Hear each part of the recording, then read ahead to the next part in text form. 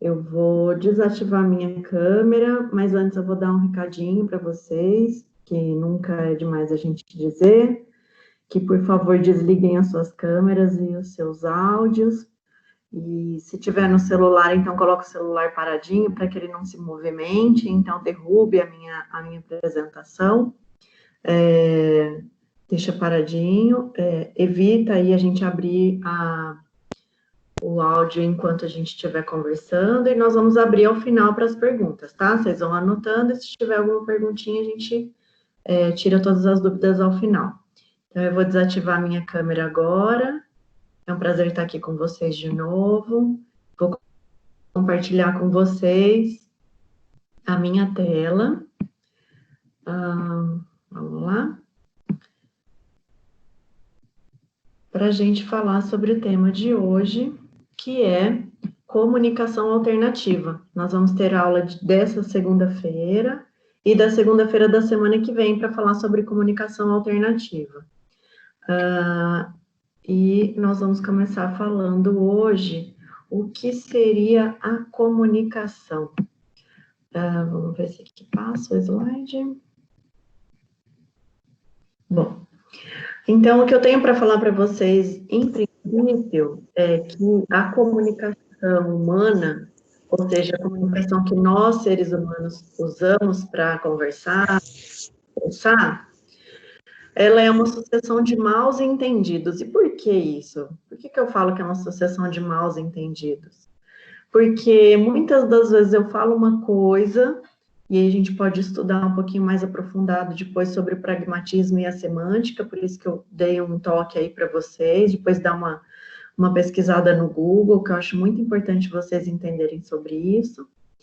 Em seguida, de eu falar alguma coisa, eu vou usar uma entonação específica, então se eu estou com raiva, vamos usar um exemplo muito simples, né? Se eu estou com raiva e eu chego para a pessoa e eu tenho que falar bom dia para ela, eu falo, bom dia. E se eu tenho um carinho por aquela pessoa, eu falo, bom dia. E se eu quero repreender, eu falo, bom dia, né? Então, a partir daquilo que eu quero dizer, ou seja, do bom dia, a partir da semântica que eu vou usar, a entonação que eu vou dar para aquela frase, para aquelas palavras, vai dar para o interlocutor um entendimento que pode mudar a cada entonação e a cada palavra que eu uso, né? Então, a depender da entonação e do entendimento da outra pessoa, a gente vai conseguir ou não se comunicar, né? Então, o que a gente vê muito com as pessoas que estão no espectro autista, né, as pessoas que têm o TEA, é que, como eles não têm, existe um déficit, né, nessa comunicação social, um déficit de observação do entorno, de contato visual, de contato com o outro, de busca do outro, de imitações. Então, por conta de uma série de déficits, essa pessoa, esse aluno, ela vai precisar talvez de algumas pistas mais específicas para que a comunicação com eles seja mais organizada, mais agrupada, mais fácil de se entender. Então, a falta de uma comunicação eficaz vai desencadear, inevitavelmente, um comportamento inadequado. Porque se eu chego para uma pessoa e eu quero dar uma bronca nela, e eu chego numa entonação que é de bronca, mas aquela pessoa não me entende, ela não vai conseguir identificar que eu não estou para brincadeiras, e de repente ela pode aí ter um comportamento de brincadeira comigo num momento em que isso é inadequado, é inapropriado. Para isso, a gente precisa conhecer como que o seu aluno se comunica. E aí, eu vou dizer que não só o aluno com TEA, né, o aluno com transtorno do espectro autista, mas também qualquer outro aluno. Se a gente for pensar que nós temos aí um percentual das pessoas que têm síndrome de Down, que associam ao diagnóstico de síndrome de Down o diagnóstico de TEA, a gente pode ter um aluno com síndrome de Down e TEA, que vai se comunicar diferentemente do aluno que tem apenas o diagnóstico de síndrome de Down. E daí para frente, a gente pode dizer de todas as outras deficiências, né, as auditivas, a visual, a física, e vou um pouco além, até mesmo os alunos que não têm diagnóstico, né, que aí pode dizer que são os alunos de déficit de atenção e hiperatividade. Pessoal, tem um áudio aberto, por favor, dá uma observada aí, senão a sala não consegue me escutar. Olá, áudio aberto, vou dar a tela para a gente tá com áudio aberto. Estela. Não tem assim, falar assim, foi a verifica se o áudio está aberto, por favor. 12 anos por baixo. Tem as duas riquinhas. A gente consegue fechar o áudio da Estela? Então, essa mulher. Eu vejo esse de paninho branco, então. Fernanda, Estela, por favor, o áudio, gente, para não atrapalhar essa aula. Obrigada. Eu acredito que a gente esteja compartilhando a tela ainda. Então, vou voltar aqui na tela que a gente estava.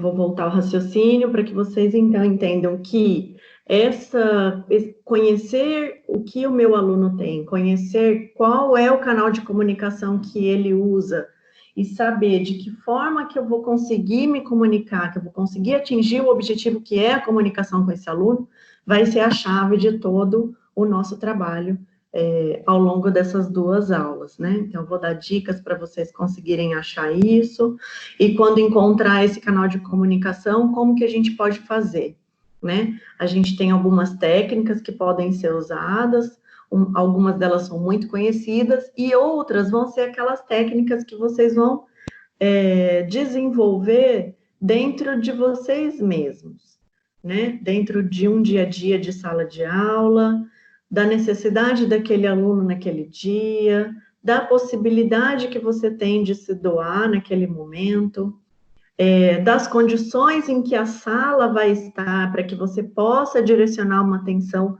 mais compartilhada com aquele aluno de inclusão, das condições que você vai ter de chamar todos os alunos a participar dessa comunicação, né? Então, assim, sempre lembrando que o que a gente aprende aqui não significa que é a verdade universal. Porém, são técnicas que a gente usa há muitos anos, que a ciência estuda, que a pedagogia trabalha, para que a gente possa ter ferramentas aí, num sentido de facilitar esse entendimento. Então, como que eu vou facilitar a comunicação com o meu aluno que não escuta e tem autismo? Como que eu vou facilitar a comunicação com o meu aluno que tem síndrome de Down e é TEA? E aquele meu aluno que não enxerga, ou seja, que ele é cego e também tem associado o autismo? Então, a gente pode ver aí algumas crianças, principalmente as crianças que não enxergam, elas vão desenvolver muito mais algum outro órgão sensitivo, elas vão desenvolver o olfato ou a audição, né? E o tato. Então, como eu vou trabalhar a comunicação com essa criança que não enxerga e tem TEA? Eu vou pensar se por acaso, e vou investigar, né? Se por acaso aquela criança, ela tem uma audição boa, se ela gosta de música. Então, de repente, eu posso usar canções para eu me comunicar com aquela criança. E, assim, o resultado é maravilhoso, tá? Então, coloquei para vocês aí irem se ambientando com alguns instrumentos de comunicação alternativa. A gente vê os PECs, algumas opções de PECs, depois no final da aula eu vou ensinar vocês como que faz isso. A gente vê a utilização de brinquedos, então não hesitem em procurar qual é o tema de interesse do seu aluno com TEA e usar aquele tema de interesse do seu aluno com TEA para se comunicar com ele. Então, a gente pode usar tinta, pode usar cores, pode usar super-heróis, foguetes, dinossauros, trenzinhos, logotipo, vamos ver qual é o canal de comunicação que eu consigo criar com esse meu aluno com TEA, certo? Não esquecer que você vai conseguir desenvolver a comunicação junto com esse aluno, mesmo que este aluno não tenha tido oportunidades terapêuticas. E por que eu digo isso? Porque mesmo que o indivíduo não tenha contato com nenhuma oportunidade terapêutica, só o ambiente escolar por si só, já é um ambiente terapêutico riquíssimo, em que, como a gente tem visto em todas as aulas, como o indivíduo com autismo, ele tem um déficit social, onde é o lugar da grande parte da nossa vida em que a gente passa junto com os outros, né? Esse lugar é a escola. Então, mesmo que ela não tenha tido oportunidade terapêutica, pode ser que ela não se desenvolva com a plena capacidade que ela teria, se ela tivesse tido a oportunidade de estar junto a alguns terapeutas, mas ela vai conseguir se desenvolver. Por quê? Porque o estímulo na escola, ele é muito intenso, né? Então, quando a gente vê nos consultórios pediátricos, crianças pequenas de 2 aninhos, que ainda não falam, a primeira coisa que os médicos falam é coloca na escolinha para ter contato com outras crianças, né? E quem é o facilitador, quem é o mediador deste contato são os professores. Mas mesmo assim, o que eu posso dizer para vocês é que a efetividade da terapia também deve levar em conta os dados a respeito do contexto familiar e social. Então, se no meu contexto familiar e social eu tenho muito contato com outras pessoas, o meu filho está sempre em contato com muitos primos, eu gosto de viajar demais, então ele viaja muito comigo, ele vai comigo para o trabalho, ele volta.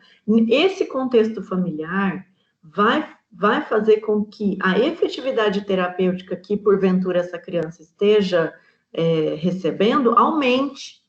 Ao passo que, se eu sou de uma família muito pequena, ele não tem primo nenhum, eu não tenho uma vida social muito grande, porque, inclusive, por diversas vezes eu conheci crianças em que os pais também têm autismo, né, e acabam se descobrindo somente depois do diagnóstico do filho, a efetividade terapêutica ela vai ser um pouquinho menor. Não significa que ela vai ser inexistente, tá?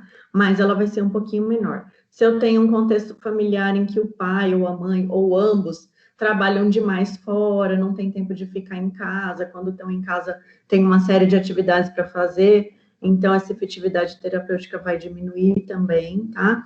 Então, o que a gente pode dizer é que, por conta de uma série de motivos, a gente vai encontrar uma gama muito grande de crianças com TEA dos mais diversos níveis de desenvolvimento. Então, o que fazer? O que eu trago para vocês aqui é que, da minha experiência própria e da experiência que eu vivi e convivi de muitos outros pais de crianças com TEA, professores de crianças com TEA, terapeutas de crianças com TEA, é que a gente passa por diversas fases. Eu, por exemplo, passei por diversas fases antes e após o diagnóstico, porque até antes do diagnóstico, as dificuldades de desenvolvimento, os atrasos que o Gabriel apresentava, me trouxeram uma série de problemas, e após o diagnóstico, esses atrasos foram sendo trabalhados, mas, mesmo assim, como eu mudava muito de cidade, enquanto ele ainda era muito pequeno, mudamos de apartamento, de casa, de cidade, de estado, né, de região, inclusive, né, essas experiências que a gente viveu ajudaram ele nesse desenvolvimento, né? Por muito tempo ele não teve terapia alguma, e esse contexto familiar que nós vivíamos ajudou ele a se desenvolver. Mas ele nunca alcançava, até hoje não alcança, mesmo com diversas oportunidades terapêuticas que nós damos para ele, não alcançam um desenvolvimento típico. Muitas das habilidades dele ainda estão aquém de crianças da idade dele. Incontáveis experiências, né? Valores de terapia, desde as de graça até as mais caras que a gente possa imaginar, inclusive a gente chegou a terapias com terapeutas fora do Brasil, então essas experiências mostraram o quê? Que a efetividade terapêutica realmente depende do contexto em que essa criança está inserida. E a escola é um contexto dos mais ricos que eu já presenciei, tanto que hoje eu desenvolvo muito mais as habilidades do Gabriel e tento fazer com que ele esteja em terapia o tempo todo dentro de sala de aula, dentro de escola. Por quê? Às vezes essa incompatibilidade de agenda no contraturno, as abordagens terapêuticas mais diversas possíveis, às vezes a gente tem alguns terapeutas que são um pouquinho mais radicais, então eles são terapeutas ABA e não querem saber de outro tipo de abordagem, são PECs, então não querem saber de outro tipo de abordagem, então essas dificuldades que nós, enquanto família, enquanto professores, encontramos em achar qual é o caminho certo, ela se dissolve um pouquinho quando a gente olha para esse contexto social que a gente está inserindo a criança e usa esse contexto para criar oportunidades terapêuticas. Então, coloquei aí para vocês o menininho brincando de jogo da velha, a gente pode fazer inúmeras trocas quando a gente faz brincadeiras de jogos, né?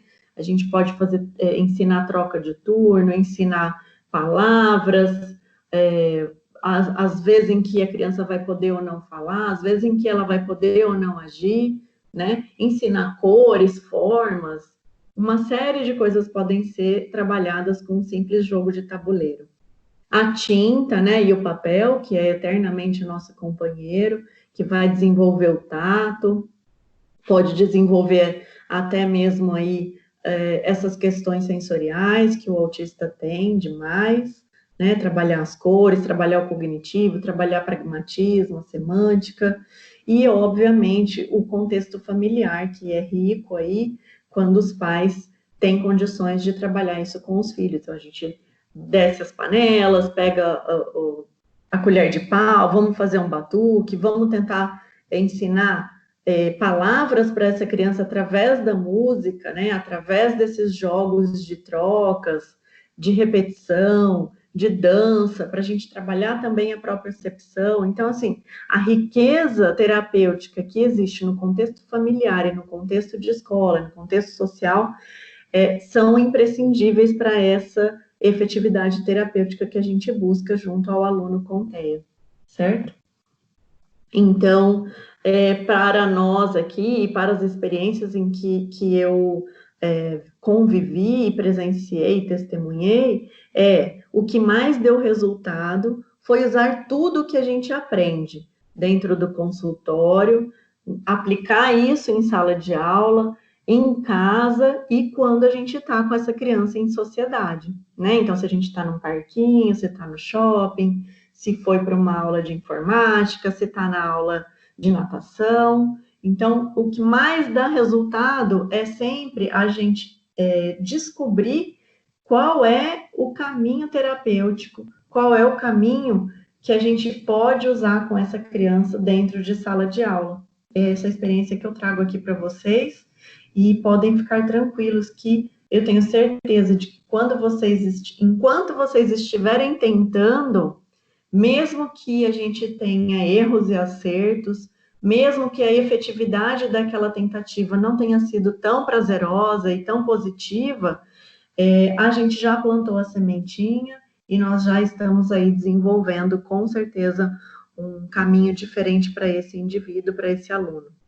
Como a maioria das terapias passa pela brincadeira, né? Não estou querendo desmerecer nenhuma terapia, mas a brincadeira é a base terapêutica que eu sempre vejo em todas as vezes em que o Gabriel esteve dentro de consultório, outras crianças, né? Outros jovens, até mesmo os jovens, quando a gente entra num consultório terapêutico com um jovem com TEA, normalmente a gente vai fazer com que aquele momento seja o mais prazeroso possível. Então, a gente vai tentar trazer matérias, né? Vai tentar trazer atividades que são de interesse daquela pessoa, porque se eu for falar para uma pessoa que gosta de dinossauro, se eu for falar sobre a planície terrestre, eu tenho certeza que para ele a gente pode encaixar ali os dinossauros naquela planície. Então, a gente trabalhar essa cognição através de um instrumento que é de interesse daquela criança, daquele aluno. Então, usar as terapias que são direcionadas pela ciência, né? Todas aquelas que a ciência nos deu como certas, né? Que a gente vai ter um resultado. O brincar é a melhor abordagem, tá? A gente costuma chamar, dentro da abordagem da análise do comportamento aplicado, como aba naturalístico. O que é isso? É usar o momento naturalístico, ou seja, o momento em que eu estou vivendo com aquele aluno, para que eu possa introduzir qual a abordagem terapêutica que vai ser necessária para que aquele aluno possa se desenvolver, para que as habilidades que aquele aluno precisa ganhar possam ser desenvolvidas naturalmente. Então, você pegar aquele aluno e fazer ele apagar a lousa, ou fazer com que ele escreva no quadro qual é a matéria do dia, que ele te ajude a desenhar um mapa daquilo que você vai fazer. Eu conheço autistas que são exímios desenhistas, eles são copistas, né? Eles olham um determinado objeto, eles reproduzem como se fosse uma foto.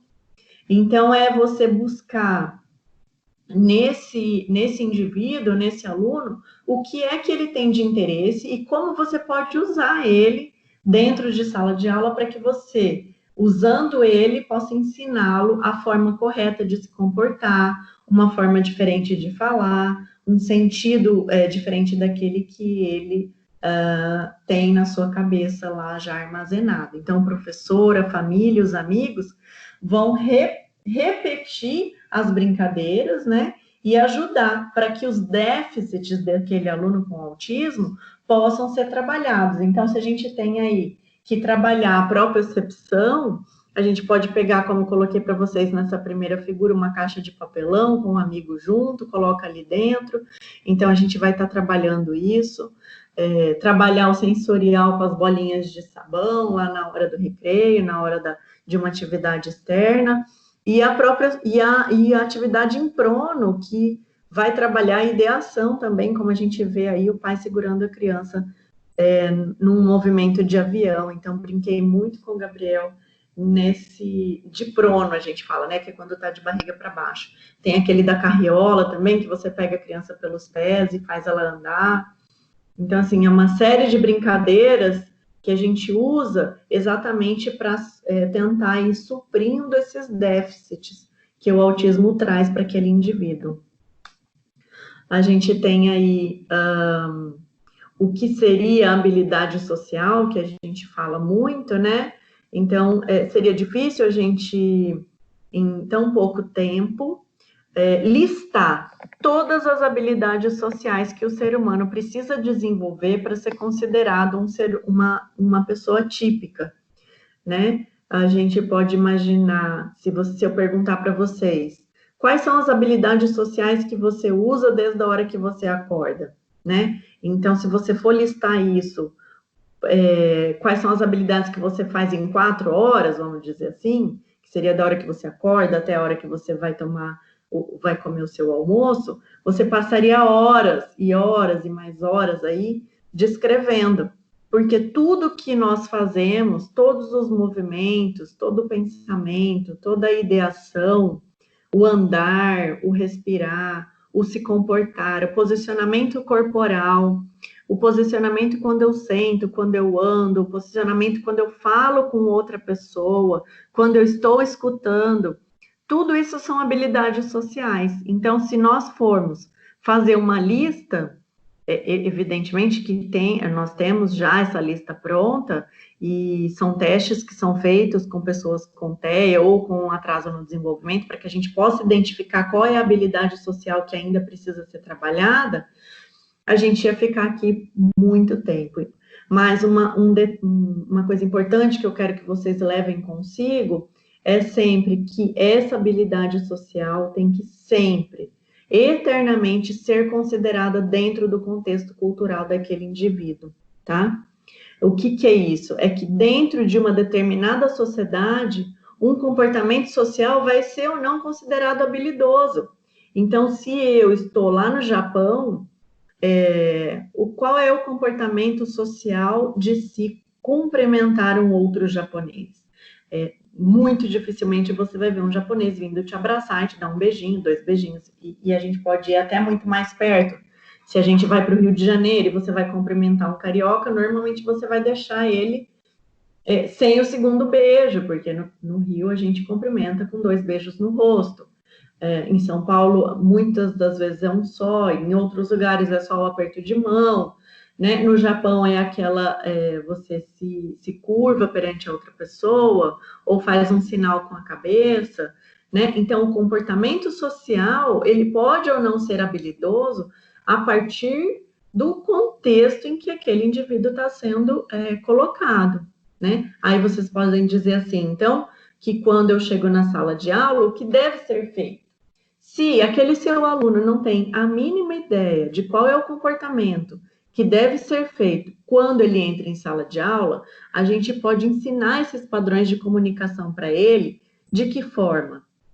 Nós, obviamente, vamos entender que esse padrão de comunicação vai variar dependendo da cultura onde ele estiver inserido. Então, se é um aluno que está de passagem e está indo morar no Rio Grande do Sul ou no Norte, né, ou em Fortaleza, a gente vai ensinar para ele um comportamento específico que, para nós aqui no estado de São Paulo, na cidade de Ribeirão Preto, na cidade de São Joaquim, vai ser considerada habilidosa. Mas pode ser que ao chegar em algum outro lugar em que cumprimentar da forma que eu vou ensinar é diferente, é estranho, né, àquela sociedade, esse comportamento que ele adquiriu vai ser considerado um comportamento inabilidoso. Mas então, como é que a gente vai fazer? Nós não vamos nos preocupar com isso, mas nós vamos tentar ensinar para aquela criança, para aquele aluno, qual é o comportamento habilidoso socialmente aceitável naquele ambiente que ele está inserido. Então, quando eu tenho um aluno, vamos começar do aluno que não fala. Então, o aluno não fala, ele não se comunica oralmente, mas a gente precisa lembrar aí que a comunicação, ela não se resume à fala, ela se resume a uma série de comportamentos que a gente tem, né? Então, a gente pensa que o italiano, ele fala com a boca, com as mãos, né? E nós também temos muito disso. A gente fala com a expressão facial, nós falamos com os olhos, nós falamos com a nossa postura corporal, com um franzir de olhos, com um franzir da testa, com uma boca mais torta, com a entonação da voz diferente. Então, assim, a gente precisa, quando falar de comunicação, lembrar de tudo isso. Lembrar também que nós podemos encontrar, por vezes, alunos que vão ter associado à TEA uma outra deficiência, e essa comunicação ela vai se modificar um pouquinho, dependendo de cada criança. No caso aqui, eu trouxe para vocês, novamente, os cartões de comunicação alternativa, em que eu posso usar as emoções. As emoções, elas comunicam muita coisa daquele aluno. Se eu percebo que aquela criança está chorando, eu preciso entender qual o padrão de comunicação que eu vou utilizar para conversar com ela, para que eu não desencadeie naquele aluno uma crise maior, uma ansiedade maior, né? Então, quando eu tenho um aluno que não fala, os cartões de comunicação alternativa são muito eficazes, eu posso ter eles lá impressos, perto daquela criança, num lugar de fácil acesso. Muitas das vezes eu vi crianças sem TEA mas com uma dificuldade de expressar essas emoções ou de se comunicar por conta de uma criança vergonhosa, muito tímida, e buscar os cartões de comunicação e se fazer valer deles para falar para o outro aquilo que ele está sentindo, aquilo que ele está pretendendo falar, né? Então, a gente tem aí alguns modelos que vocês podem usar, que são os mais utilizados em crianças menores, né? Tô bem, isso é chato, isso é legal, eu tô triste, eu vou chorar, eu quero dormir, eu preciso ler, vou escovar os dentes, vamos tocar uma música. Então, a partir disso, eu posso construir. Eu vou dar o exemplo, então, de quando eu chego na sala de aula, eu vou construir um comportamento socialmente habilidoso com aquele aluno. De que forma? Eu posso pegar os cartões de comunicação alternativa e construir numa régua de comunicação aquilo que aquela criança deveria fazer. Então, você chega, você dá um sorriso, você cumprimenta os seus amigos. Ao cumprimentar, você vai abanar a mão, ou você vai abraçar, ou você vai dar um outro sorriso, e então você vai sentar à sua cadeira.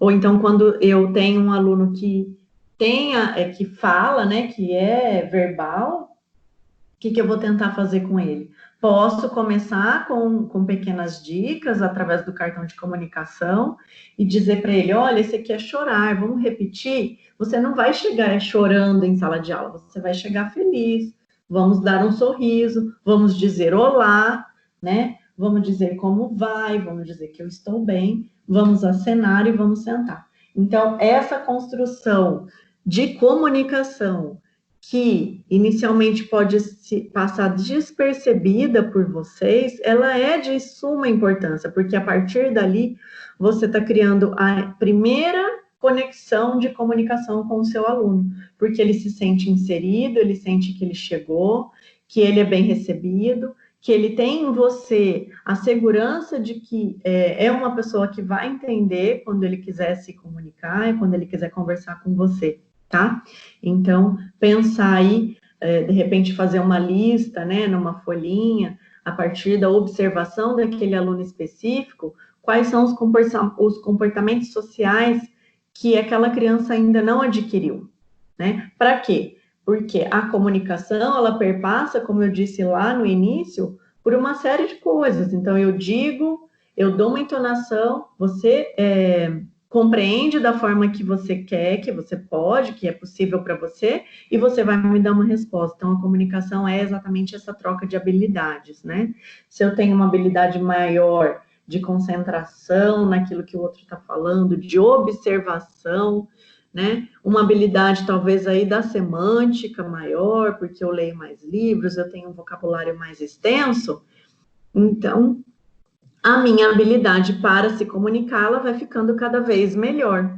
Se eu sou uma pessoa mais introvertida, eu quase não leio livros, eu sou muito da matemática, a minha habilidade de conversa, né, ela é muito menor.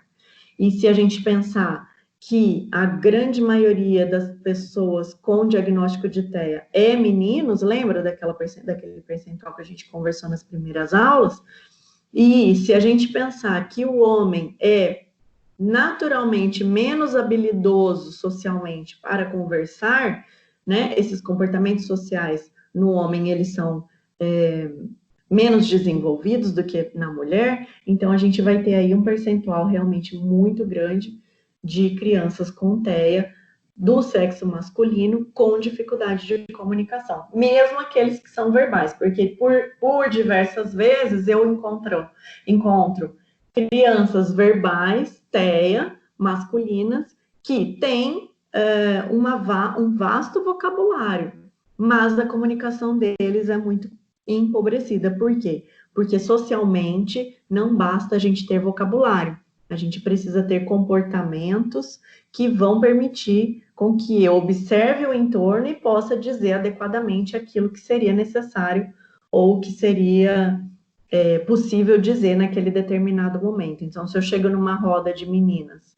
e vou falar de futebol, muito provavelmente eu não vou ser muito aceito por aquela roda. Se eu chego numa roda de meninas e vou falar eu não sei o que é que tem de boneca, eu vou falar da minha época, tá? De Barbie, eu acredito que as meninas vão sentir um interesse muito maior de se comunicar comigo. Então, essa habilidade social de entender quais são os assuntos femininos, quais são os assuntos masculinos, né? Para o autista é um pouco difícil. Enquanto que a criança neurotípica, ela tem isso facilitado por conta da observação, como o padrão de observação da criança autista é mais empobrecido, isso vai ficar um pouco mais prejudicado. Eu espero que esteja dando para vocês entenderem aí a minha linha de raciocínio, tá? Então, vou perguntar para vocês aí, qual é a resposta certa? Não existe uma resposta certa, como eu venho falando, eu acho que vai acabar ficando repetitivo até o final do nosso curso, mas eu quero que vocês saibam que não existe o certo e o errado, existe aquilo que se adapta ao meu aluno, que se adapta à realidade daquele aluno. Então, a resposta certa é aquela que o grupo considera apropriada para o indivíduo em determinada situação. Então, numa frase tão pequena, eu posso aí resumir para vocês 2 ou 3 horas de fala, em que a gente poderia dar inúmeros exemplos de situações determinadas em que um grupo considera apropriado uma X comunicação, e um outro grupo considera apropriado uma Y comunicação, como eu disse agora há pouco, dos meninos e das meninas. E o que eu preciso fazer? Observar. Observar o quê? O contexto cultural. Se esse menino se essa criança, se esse aluno está inserido numa cultura X ou Y, quais são as habilidades dentro dessa cultura ele vai ter que adquirir. Então, se eu vou dar uma aula dentro de sala de aula, o contexto cultural daquele aluno dentro de sala de aula é completamente diferente do contexto cultural daquele aluno numa aula de educação física. Então, eu preciso entender que talvez aquele aluno não vai conseguir identificar, é o que a gente fala, ele não vai se tocar que mudou o contexto cultural. De repente, se eu colocar uma figurinha para lembrá-lo que quando ele está em sala de aula, ele precisa ficar mais sentado, e quando ele está em sala de educação física, ele pode se locomover e pode correr, já vai sanar essa lacuna da habilidade social desse aluno, né? Então, essa observação é muito importante. E aí, então, vai ser possível que a gente aceite formas completamente diferentes de comunicação em ambientes diferentes. A gente pode muito bem ver se eu estou em um bar, né, em que eu posso falar muito alto, eu posso dar gargalhadas, ou se eu estou numa igreja, onde eu até posso falar alto e cantar alto, porém a gargalhada vai ser considerada um comportamento inabilidoso, um comportamento não desejado. Então, o que a gente precisa sempre estar em observação é isso, qual é o contexto que essa criança está inserida, e lembrar que ela não tem capacidade de fazer essas trocas contextuais. Então, se você ensina a criança a rir alto, ela pode, de repente, repetir esse padrão de comportamento em todos os contextos sociais em que ela foi inserida, tá? A dificuldade de observar esse contexto cultural e essa troca vai aumentar na medida em que o autismo vai ficando mais clássico, mais específico, por isso que eu trouxe para vocês aí uma forma de classificação até antiga, mas que para você, aí eu acho que facilita muito vocês terem uma ideia de quando vocês pegarem um aluno que tem o antigo autismo atípico, ou o autismo de alto funcionamento, e o síndrome de Asperger, e o autismo que são parte do autismo verbal, né? A gente vai ter condições de fazer essas trocas contextuais culturais de uma forma mais tranquila do que quando a gente pega um autista que fala, que é verbal, mas que fala com ecolalia. Então, para ele, esse entendimento do contexto cultural vai ser um pouquinho mais difícil, então nós vamos ter um aluno que tem comportamentos mais inadequados, certo?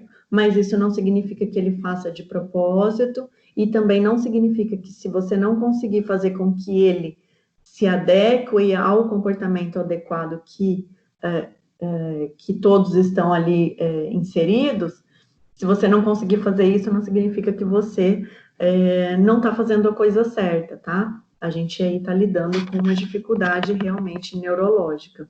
O autismo não verbal, idem, e o clássico também, porque agregado a isso, a gente tem uma falta gigantesca de comunicação, e a falta de comunicação, ela leva a uma série de problemas, né? Uma ansiedade muito grande, até mesmo uma agressividade, que não significa que, como o meu autista é clássico, ele não fala e ele tem uma ansiedade exacerbada, quando ele vai se comunicar, ele vem me dar um tapa, não significa que ele está sendo agressivo na forma simples da palavra, ou seja, na agressão propriamente dita. Aquilo é uma forma de comunicação. E eu preciso entender aquilo como uma forma de comunicação para que, naquele contexto em que ele está inserido, eu não haja de forma inadequada com ele. Então, vamos trabalhar também os nossos comportamentos adequados a partir do contexto que a gente está trabalhando com cada um dos nossos alunos.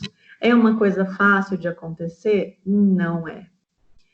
Não é algo fácil, mas também não é impossível. Não significa que nós vamos acertar 100% das vezes, e também significa que nós não vamos errar 100% das vezes, porque a partir do momento que nós temos a consciência, e é isso que a gente precisa também tentar trazer para o autista, a consciência de qual seria o comportamento adequado, e de que um comportamento inadequado não necessariamente significa uma agressão, ou uma birra, ou uma desobediência, a gente vai trabalhar tudo isso e vai chegar num denominador comum, muitas das vezes muito positivo. Então, trouxe para vocês mais alguns exemplos de algumas comunicações que vocês podem utilizar dentro de sala de aula, né? Para trazer aí para vocês como exemplo, tá? Então, depois, quero dizer para vocês que o espectro autista envolve uma ampla gama de distúrbios neurodesenvolvimentais, com dificuldade de interação social. Vou repetir novamente, a gente vai escutar isso ainda muitas vezes, para que a gente não se esqueça que a interação social é a base para que possamos entender o próximo, comunicar de maneira adequada, agir de forma correta, entender o que o outro está pensando, a forma que o outro está agindo. Através da interação social, a gente vai fazer cópias de comportamentos, né? E quando a gente fala de distúrbios do neurodesenvolvimento, a gente fala de distúrbios dessas dificuldades, né? A existência dessa dificuldade, da dificuldade de olhar o próximo e entender que ele está triste, e mandar um comando para o cérebro de que quando uma pessoa está triste, eu preciso consolá-la e não rir, né? E não contar uma piada, né? Então, também a gente vai ver a presença de dificuldades na comunicação verbal e não verbal. Então, é aquilo que eu falei para vocês, quando a gente tem um autista não verbal, essa dificuldade de comunicação, ela é gigante, né? Ela pode ser diminuída através do uso de figuras, de trocas, de frases curtas, de contato visual. E também, quando essa comunicação verbal existe, também não significa que não há dificuldade. Então, por vezes, a gente vê crianças que têm um vocabulário imenso, que conseguem falar frases enormes, até mesmo em outras línguas, mas, na verdade, a comunicação delas é muito pobre. Por quê? Porque, por diversas vezes, ao invés de observar o contexto em que ele está inserido e adequar a sua fala àquele contexto, ele vai começar a falar coisas que não, assim, tipo, tem uma gíria, né, que ela fala, tá falando bobagem, tá falando muita bobagem, ou então viajou na maionese. Nossa, você viajou na maionese, porque nós estamos falando aqui de sorvete e você vem falar de galinha, né? Então, a gente vai ver muitas vezes que o autista pode ir lá, né, o aluno com TEA pode ir lá naquele grupo e tentar se comunicar e virar a piada do grupo. Por quê? Porque ele chega com falta de habilidade e quando a gente acha que, que legal, ele está indo procurar o grupo para conversar, a gente percebe que, infelizmente, ele não vai ter um sucesso nessa comunicação. Se eu tenho a possibilidade de observar isso e num determinado momento eu direcionar aquela fala, ou seja, pegar aquela criança verbal e direcionar, ou seja, ensinar que quando eu estou falando de um determinado assunto, a gente precisa continuar com aquele assunto, e se ele for modificado, ele precisa entender que o grupo vai permitir isso ou não, a gente vai ter aí uma capacidade terapêutica gigante de trabalhar essa habilidade social no seu aluno TEA. Nós vamos observar os padrões restritos e repetitivos de comportamento, ou seja, quando eu tenho uma repetição de comportamento e eu tenho um padrão restrito, né? Ou seja, eu quero sentar sempre na mesma carteira, eu quero passar sempre pelo mesmo corredor, eu quero entrar sempre pela mesma porta. Isso tudo vai prejudicar sobremaneira todas as habilidades sociais que nós desenvolvemos. Porque por diversas vezes você entra num grupo para conversar, você está numa interação de conversa com o grupo e você não tem a mínima noção de que lado aquela conversa vai tomar, ou seja, qual o rumo daquela conversa, né? Onde essa conversa vai seguir? Será que eu vou conseguir acompanhar essa conversa até o final?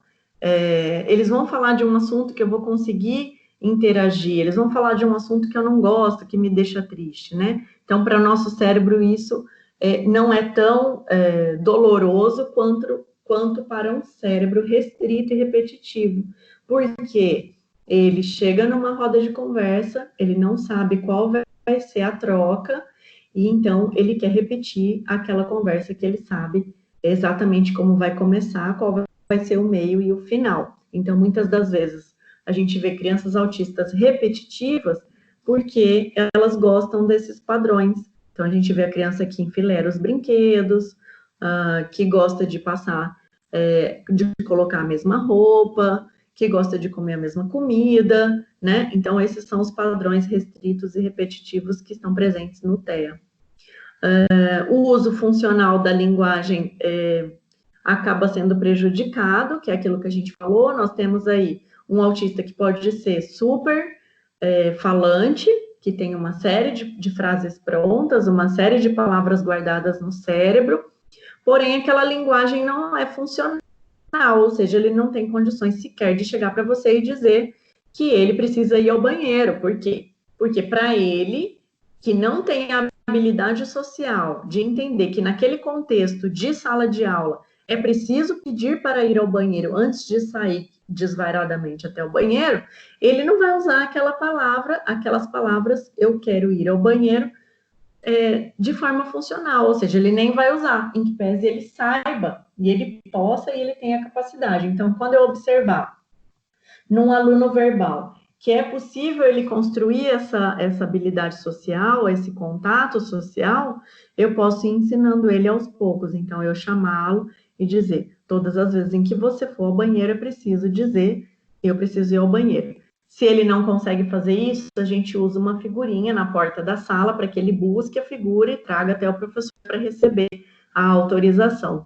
E para facilitar esse aprendizado, nós podemos, em alguns casos, utilizar essa mesma técnica para todos os alunos, ou seja, para a classe inteira hoje, a partir de hoje, nós vamos usar a figurinha do quero ir ao banheiro para poder pedir quem vai ao banheiro ou não. Eu me lembro até de que, quando eu mesma estudava, né, a gente tinha lá, porque todo mundo queria ir ao banheiro para fugir da aula, então a gente tinha a fichinha do banheiro.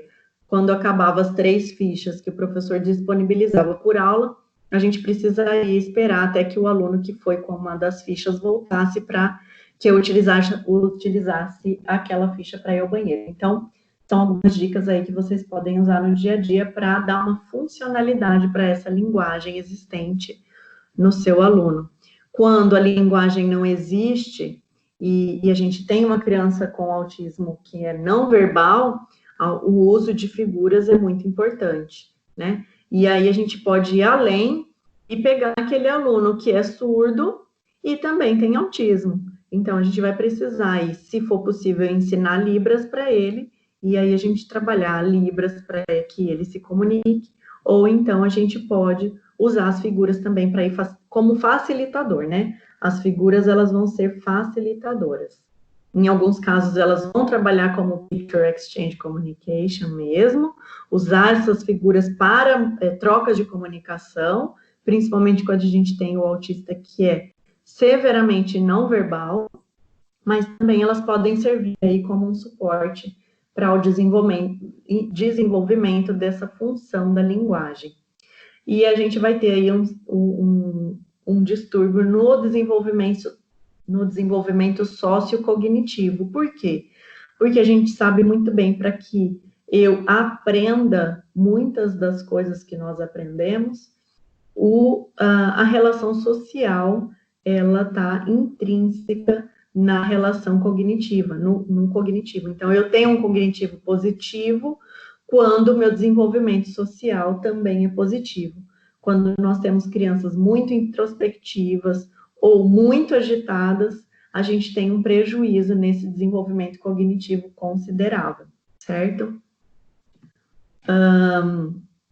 Então, eu trouxe para vocês aí as duas formas de linguagem que a gente encontra na criança autista, que é a criança autista com comunicação não verbal, ou seja, a ausência de comunicação, e como que ela vai conversar comigo? Por gestos, né? Então, se a gente tem a possibilidade, a gente pode apresentar Libras até mesmo para crianças que escutam, mas que não se comunicam verbalmente. A gente pode usar olhares persistentes, ou seja, você sempre dizer, olha para mim, vamos fazer isso, olha só como está aquele ambiente, então trazer essa criança para que ela possa observar o ambiente ao redor. Ela vai se comunicar usando o espaço ao redor dele, então ela vai sentar, ela vai correr, ela vai se espernear, ou ela vai expressar emoções, né? Vai gritar, vai chorar, vai sorrir e etc.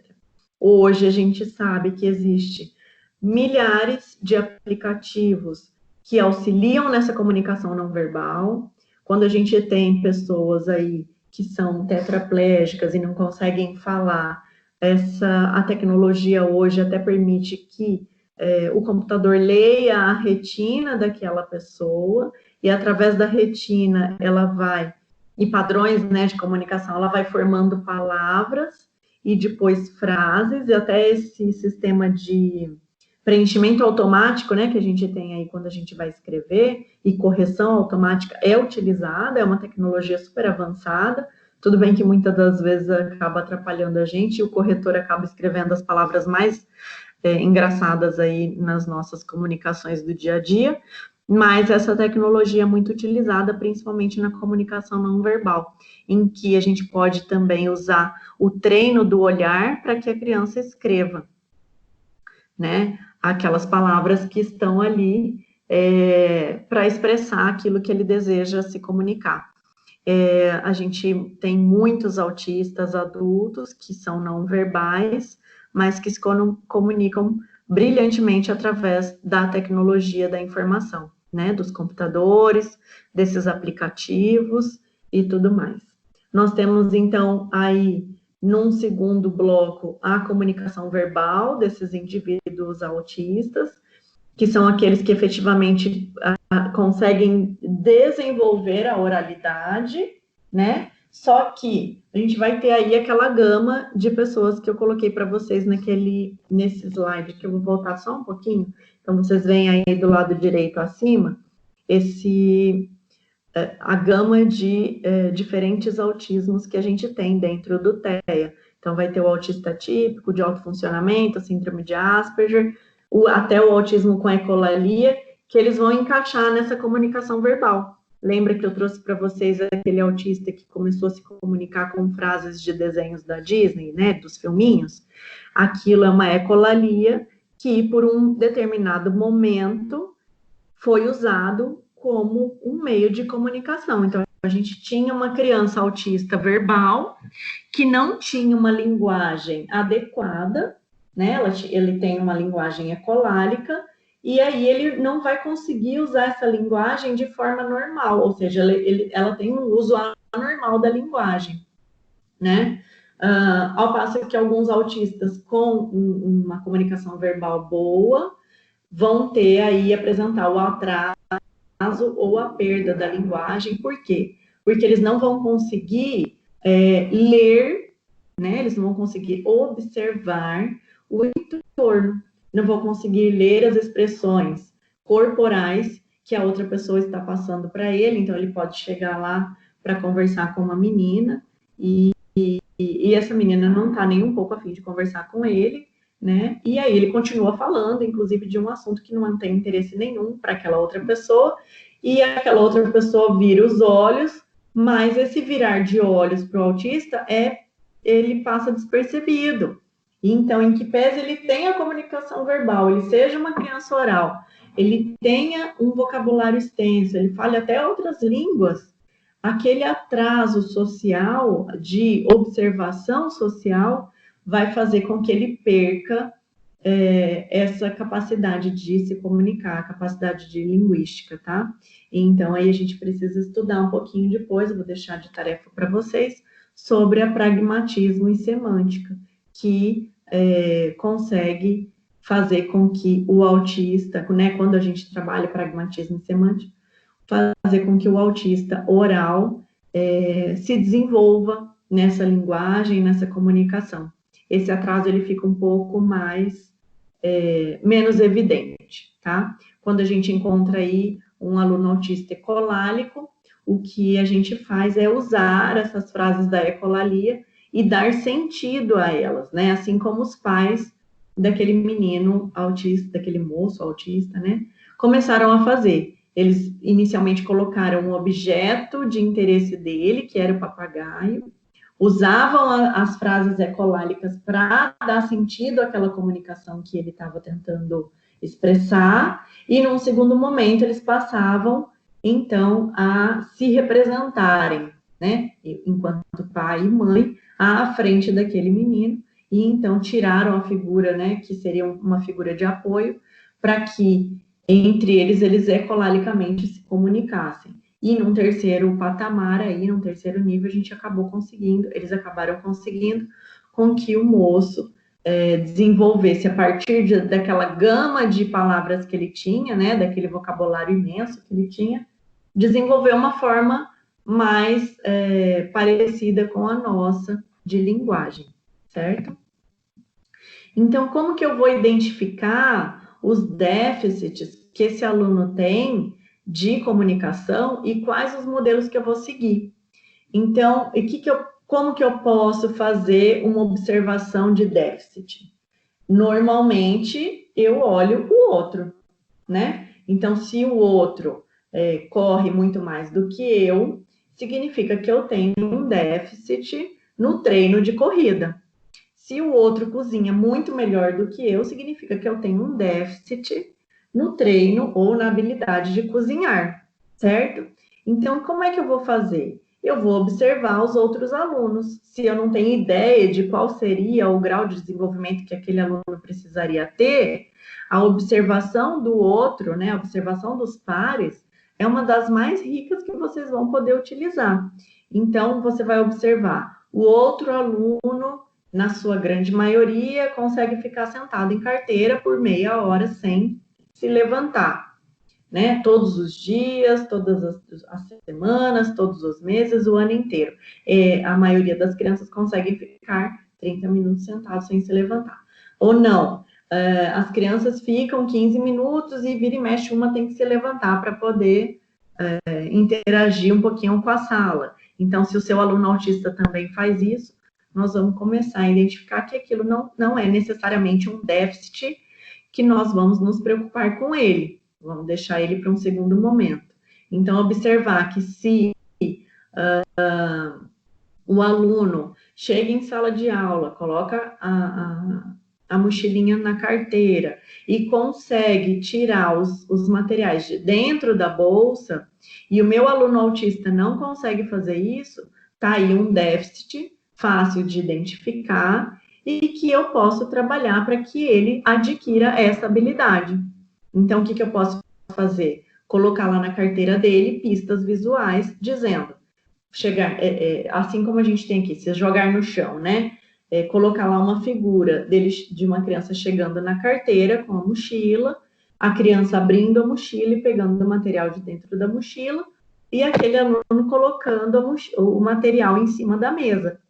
Eu posso até fazer isso quando eu tenho várias matérias, por exemplo, um aluno de 5º ano que tem português, história, geografia, colocar várias figurinhas, né? Hoje é aula disso, daquilo, então eu coloco a figurinha do aluno tirando material de português em tal horário, tirando material de geografia em tal horário, tirando material de história em tal horário, né?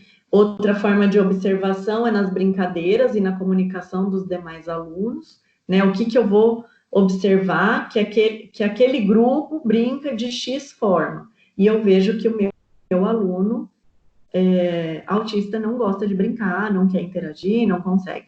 E aí, a partir daí, eu vou fazer uma modelagem, né? O que eu vou fazer? Vou pegar ele pelas mãos, vou chegar lá naquela roda de brincadeira, vou explicar as regras da brincadeira, vou modelar com as outras crianças como aquela brincadeira funciona, pego na mão desse aluno e faço com ele a brincadeira e o outro par, né, até que ele aprenda qual é a regra e qual é o mecanismo daquela brincadeira. A mesma coisa com a comunicação, né? Se existe uma comunicação que eu quero ensinar para esse aluno, eu tenho que ir passo a passo. Se em uma semana ele conseguiu realizar um dos movimentos que eu tenho como objetivo para ensinar, já está de parabéns, a gente vai torcer para que os demais venham com mais rapidez, mas, assim, nunca ter pressa, né? Porque cada um, como eu disse para vocês, tem o seu tempo, assim como nós. Então, a persistência, o carinho, a dedicação são sempre muito bem-vindos quando a gente fala em inclusão, né? Então, eu posso também observar quais são os movimentos e as interações que as outras crianças fazem com maior facilidade e modelar isso com o meu aluno autista, né? Chegar com ele e falar, olha, a gente vai brincar de roda, e na roda a gente dá a mão assim, e os nossos pés se movimentam desta forma, né? E assim, a brincadeira de roda para o autista é muito complicada, porque ele tem que desenvolver a propriocepção, a troca de pernas, o movimento lateralizado, observar o movimento dos vizinhos para saber se ele está empregando uma força maior ou menor, né? Se ele vai, qual a velocidade que ele vai ter que empregar para poder rodar. Então, brincadeiras de rodas, brincadeiras coletivas, assim, são muito importantes, né? E através dessas brincadeiras a gente vai observar quais são as interações sociais que são feitas ali, né? De troca de turno, de hierarquia, de chamar a atenção do outro, de observar o outro para que a bola seja trocada, né? Num jogo aí, a gente pensa num jogo de basquete ou de futebol. Então, esses ambientes naturais são muito ricos por conta disso. E a gente pode observar quais formas de compartilhar que os alunos usam, né? Como que os alunos neurotípicos compartilham, né? Como eles compartilham a conversa, a brincadeira, o lanche, o carinho, a atenção, e a partir daí a gente modelar para o aluno autista o que seria, como seriam esses compartilhamentos, né? E, de vez em quando, a gente também tem que fazer a troca de papéis, ou seja, eu posso colocar um aluno lá para me representar em sala de aula e ele vai dar a atividade do dia. Eu posso até trazer aquela atividade programada, pré-pronta, para que o aluno se torne o professor, né? E esse jogo de inversão de papéis, ele não é legal só para o autista, ele é legal para todas as outras crianças, porque vai trazer para eles o interesse daquilo que você está propondo, tá? Então, coloquei para vocês aí só um exemplo, né, de como que a gente pode modelar esse déficit atencional do autista, observando, né, com ele que no chão não se pode ficar deitado nem gritando, que é preciso se acalmar e que tudo bem, eu vou estar aqui para te dar o suporte, tá? Quais as formas que eu vou compartilhar com ele desse suporte e quais as formas que eu vou mostrar para ele que a gente pode se acalmar. Aí vai depender muito dessa comunicação que vocês vão observar com o seu aluno. De repente, você quer dizer para ele que a forma de se acalmar é respirando, é contando até 10, agachando e levantando, sempre lembrando que por conta da rigidez, né, e da repetição, as formas de compartilhar, as formas de fazer as coisas vão ter que ser muito bem observadas, porque esse aluno ele pode estar repetindo as mesmas coisas aí em diversos outros ambientes sociais completamente diferentes daquele, tá? Então, a gente sempre observar qual seria uma naturalidade mínima de comportamento que eu entenderia como adequado para aquele aluno, certo? E, então, o que a gente tem aí na próximo slide, que eu tenho como dica para vocês, que é preciso tentar reproduzir com o aluno os modelos. Então, mesmo que seja em alguns espaços curtos de tempo. Olha, mas eu não tenho muito tempo para ficar indo atrás desse aluno, para ficar pegando na mão dele, para ficar observando os outros alunos o tempo todo.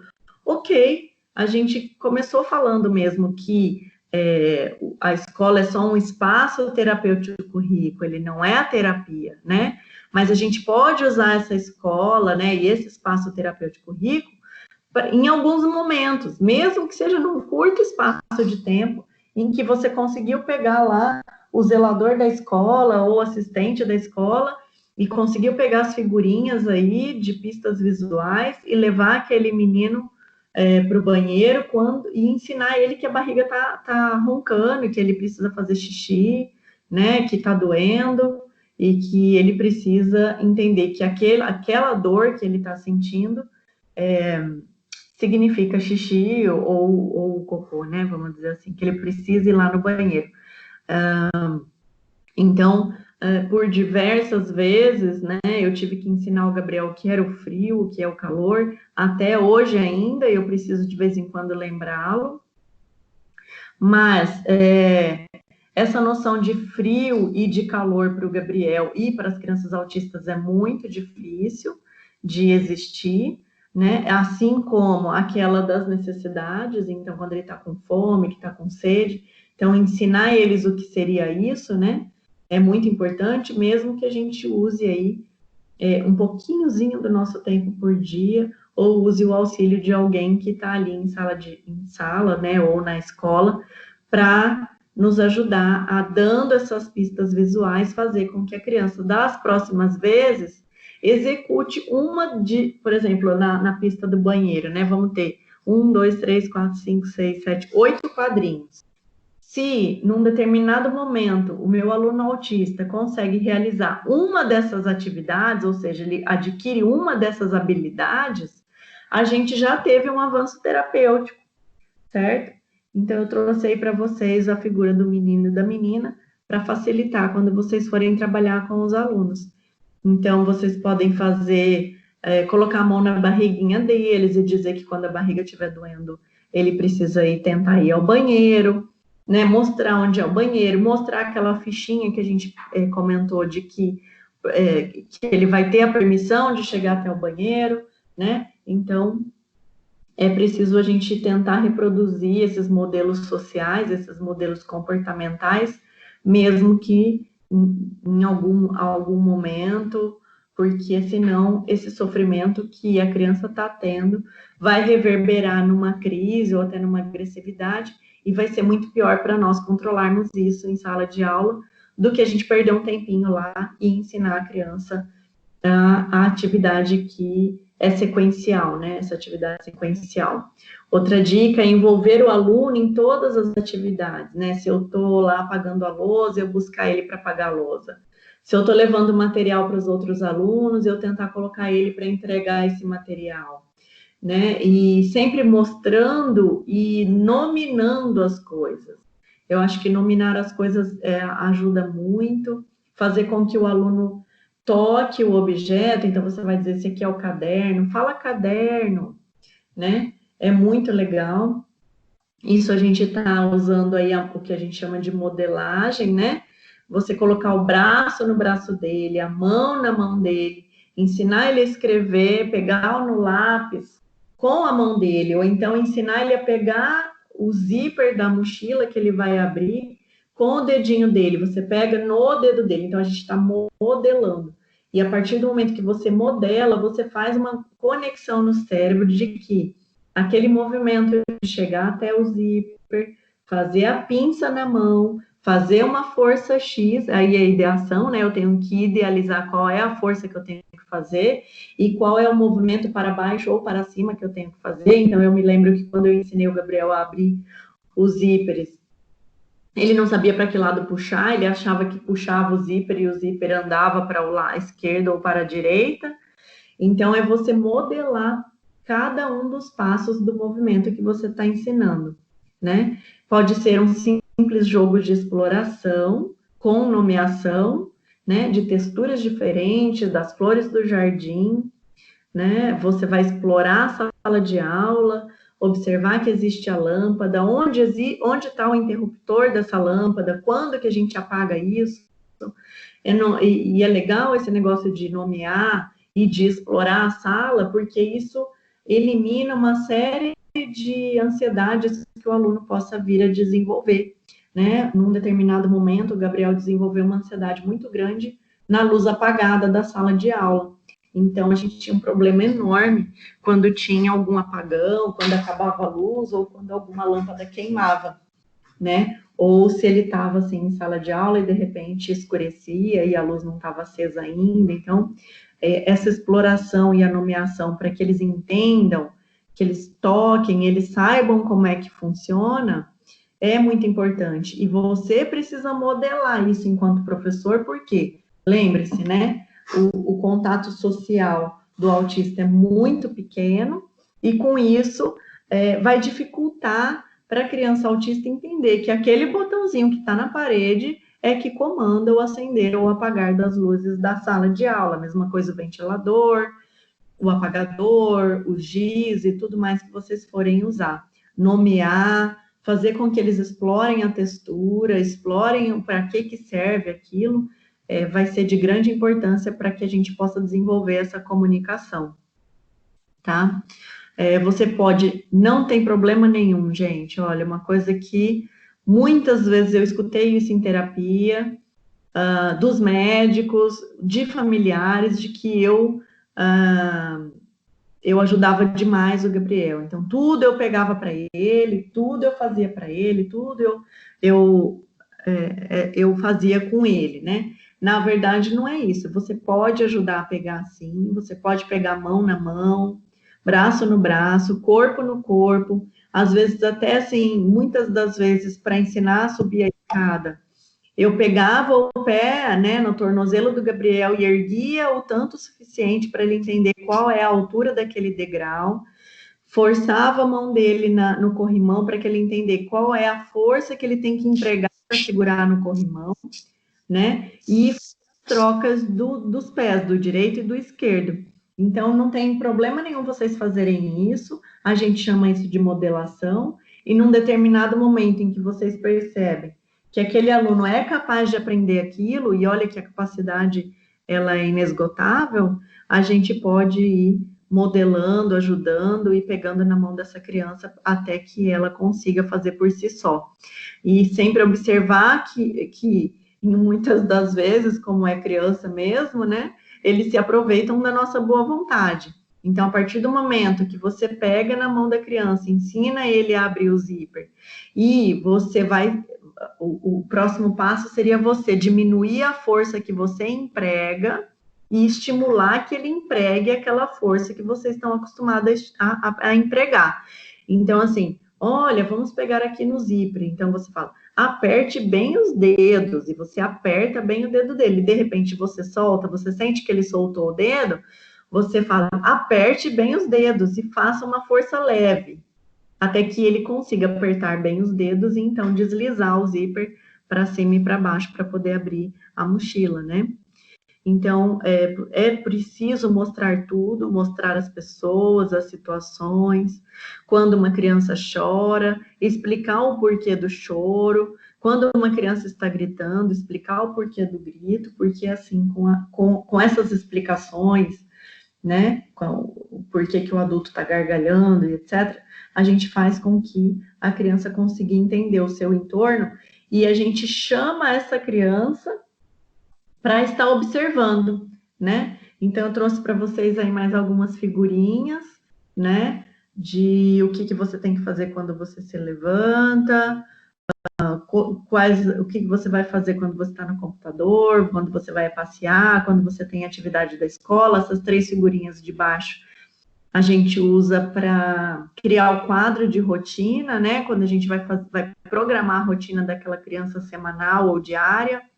Então, a gente pode colocar lá a figurinha do computador num determinado momento do dia, porque com isso você programa com aquela criança quanto tempo do dia ele vai usar o computador, dizer que num determinado momento lá a gente vai passear, então você coloca no horário qual é o horário do passeio e qual é o horário que vai ser feita a atividade na escola, tá? Então, a gente programar tudo para o autista vai fazer com que o nível de ansiedade dele diminua demais e a gente vai estar dando condições para que ele possa entender o entorno, tá bom? Nunca se esquecendo de que podemos usar a modelagem nesses casos, até que a criança, ou o jovem, ou adulto, consiga fazer por si só. Por diversas vezes eu peguei as mãos do Gabriel, coloquei na barra da camiseta e puxei a camiseta junto com as mãozinhas dele para que ele conseguisse entender qual é o movimento que a gente faz para retirar a camiseta do corpo. A mesma coisa com os sapatos, com as meias, com o uso do banheiro. Quando ele ia tomar banho, eu ficava do lado de fora, me esfregando, né? Não faz de conta, por isso que eu falo que a brincadeira é muito importante, né? Então, a gente se esfrega naquele faz de conta. Vamos esfregar o braço, a parte de cima do braço, a parte de baixo do braço, as mãos, um dedinho, outro dedinho, outro dedinho. Então, assim, modelar mesmo, a gente fazer como se fosse uma brincadeira de espelho e chamando sempre atenção, que é o que eu falei, a gente precisa nomear, né? Ajudar que ele explore aquele momento, fazer a modelagem e nomear essa modelagem. Hoje em dia, muitas das vezes, eu não uso mais essa forma de nomear com o banho, mas de vez em quando eu apareço lá para poder ver se está tudo ok, ou dar aquela esfregada básica que todas as mães e pais de crianças sabem que de vez em quando a gente tem que dar, né? Tente identificar as perdas de pistas sociais, isso é muito legal para vocês. Então, o que são as pistas sociais? É aquilo que a gente observa que a criança neurotípica faz e que normalmente a criança com TEA não vai fazer. Ou seja, olhar quando estão brincando de roda, eu não posso brincar de bola. Quando está todo mundo sentado assistindo a aula, eu não posso levantar da carteira e sair correndo como se fosse aula de educação física. Ou, se for aula de educação física, eu vou participar da atividade ativamente, não vou ficar sentado num canto, tá? Então, eu vou identificar essas perdas das pistas sociais que o aluno possui por causa da sua característica, tá? Que é característico do TEA. Perder pistas sociais e TEA andam juntos, de mão dadas. Vai fixar-se em alguns detalhes pequenos que acabam ocasionando a perda dos detalhes macro.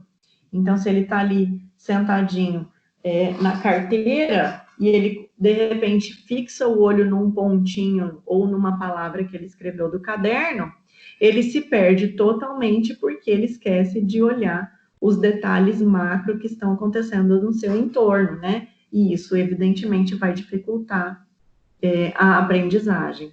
Eu não vou passar para vocês, porque a gente não consegue passar vídeo, né? Como a sala é muito cheia, eu acredito que os vídeos vão acabar travando. Então, eu trouxe para vocês alguns exemplos, né, de vídeos. Eu trouxe, inclusive, alguns em inglês, porque eu sei que algumas pessoas não vão conseguir entender o que você está falando, para que vocês consigam entender que mesmo não entendendo nada do que o outro está falando, a modelagem ela é muito efetiva, ou seja, você consegue fazer a modelagem mesmo que a criança não esteja entendendo nada do que você está dizendo. Então, é assim, é surpreendente. Então, vocês vão se surpreender também. Aquelas pessoas que não vão entender do que está sendo dito no vídeo vão conseguir entender que a modelagem é efetiva, né? É você imitar o que o outro está fazendo de uma determinada... Por exemplo, você senta do lado do seu aluno autista e imita o que ele está fazendo. Se ele está batendo o lápis na carteira, você pega um lápis e começa a bater também. Com isso, imediatamente, você vai dar para ele uma pista social de que você quer chamar a atenção dele, tá?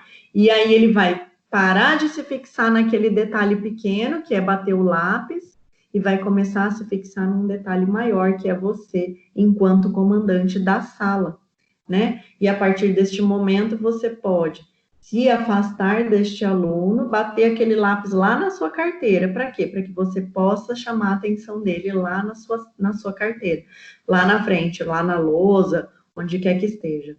E então você conseguir fazer com que aquele aluno absorva alguma coisa do que você está dizendo ali naquele momento. Isso vai facilitar demais, tá? Então, aí eu trouxe para vocês o do Autismo Floor Time, o Play Project e o protocolo DAM, esses 3. E no último vídeo, que é o Brincar, Descubra a Sua Criança Interior, é um vídeo bem legal que eu trouxe aí para vocês darem uma assistida. E então, depois, se quiserem comentar na aula que vem, a gente fala um pouquinho sobre ele. Mas é bem legal aí para vocês terem a ideia do quão importante a brincadeira é para esses nossos alunos com TEA. Então, as dicas que eu vou passar para vocês conseguirem chamar a atenção desse aluno para que a aprendizagem fique mais aprofundada, é fragmentar as atividades, fragmentar os comandos e usar comandos curtos e simplificados. Nas aulas posteriores, a gente vai aprender mais sobre isso, depois a gente vai fazer a programação dessas atividades, né? Vai ter uma aula que a gente vai aprender a fazer modelos, né? Como que a gente vai fazer os planejamentos pedagógicos dessas aulas. Então, eu deixei aí mais para vocês terem uma ideia de que a gente precisa fragmentar essas atividades. Então, se eu tenho intenção de dar uma atividade que é mais complexa para o meu aluno autista, eu preciso adaptá-la. De que forma? Eu vou dividir ela em várias etapas, de acordo com as dificuldades que esse meu aluno vai apresentando, tá?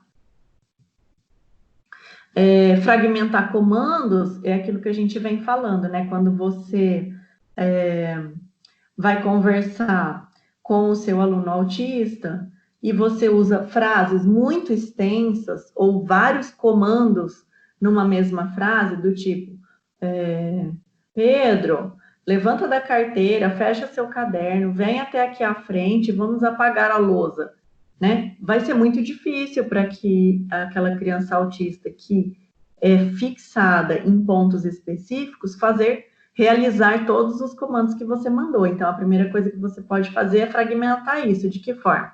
Pedro, presta atenção em mim aqui. Na hora que você observa que ele prestou atenção em você, você diz, levante da carteira. Agora, e aí observa que ele levantou. Feche o seu caderno. Observe que ele fechou. Venha até a frente na lousa. Pegue o giz. Então, você vai fragmentando. A partir do momento que aquele aluno cumpriu o seu primeiro comando, você passa para um segundo comando, tá? E às vezes a gente vai precisar repetir isso algumas vezes até que esses comandos comecem a ficar um pouco mais complexos. E quando isso acontece? Gente, quando a criança cresce. Conforme a criança vai crescendo, vai facilitando o entendimento desses comandos. Mas, se desde pequeno eu não fragmentei aquele comando e ele não consegue identificar nenhum comando simples, conforme ele vai crescendo, vai ser muito mais difícil a gente ensinar essa criança a realizar comandos, tá? Então, é muito importante a gente usar comandos curtos e simplificados. Então, ali coloquei o exemplo para vocês. aluno, pegue o livro, né? Aí depois você pergunta, você pegou o livro?